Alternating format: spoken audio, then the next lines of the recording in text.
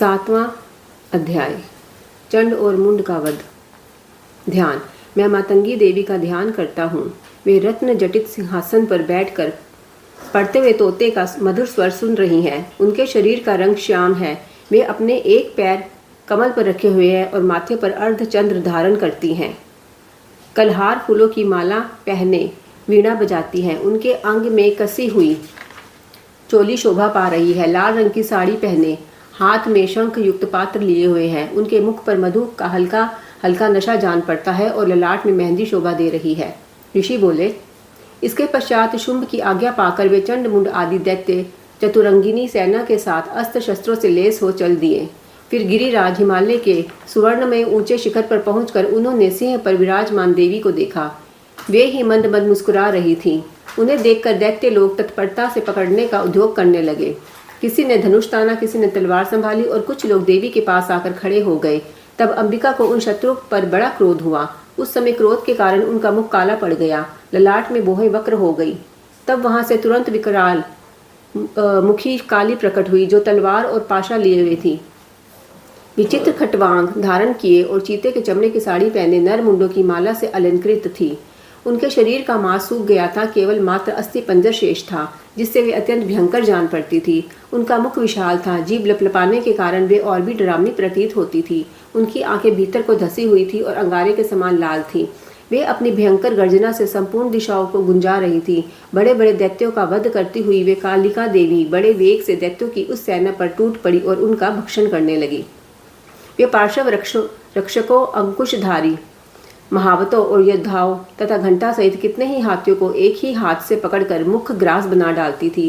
किसी को बालों से पकड़ लेती, किसी का गला दबोच देती, किसी को पैरों से कुचल डालती और किसी को छाती के धक्के से गिरा कर मार डालती थी।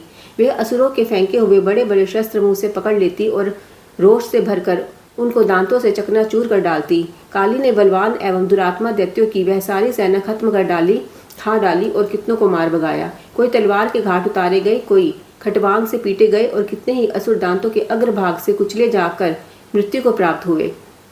इस प्रकार देवी ने असुरों की उस समस्त सेना को क्षण भर में धाराशायी कर दिया।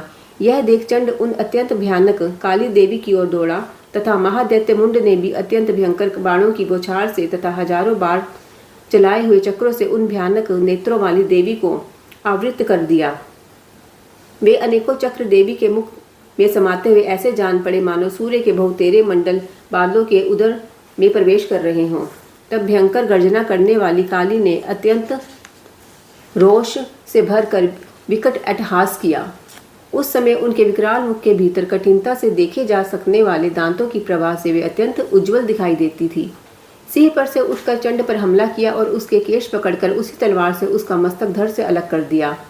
चंड को मारा गया देखकर मुंड भी देवी की ओर दौड़ा। तब देवी ने रोष में भरकर उसे भी तलवार से घायल करके धरती पर सुला दिया। महापराक्रमी चंड और मुंड को मारा गया देख मरने से बची हुई बाकी सेना आतंकित हो चारों तरफ भाग गई। तत्पश्चात काली ने चंड और मुंड के मस्तक हाथ में ले चंडिका के पास जाकर प्रचंड अट्टहास करते हुए कहा, देवी, मैं चंड और मुंड नामक इन दो महाअसुरों को भेंट करने के लिए लाई हूँ। अब युद्ध यज्ञ में तुम शुंभ और निशुंभ का स्वयं ही वध करना। ऋषि बोले। वहां लाए हुए उन चंड मुंड नामक महादैत्य को देखकर कल्याणमयी चंडी ने काली से मधुर वाणी में कहा, देवी, तुम चंड और मुंड को लेकर मेरे पास आई हो, इससे संसार में चामुंडा के नाम से तुम विख्यात होगी। इति चंड मुंड का वध।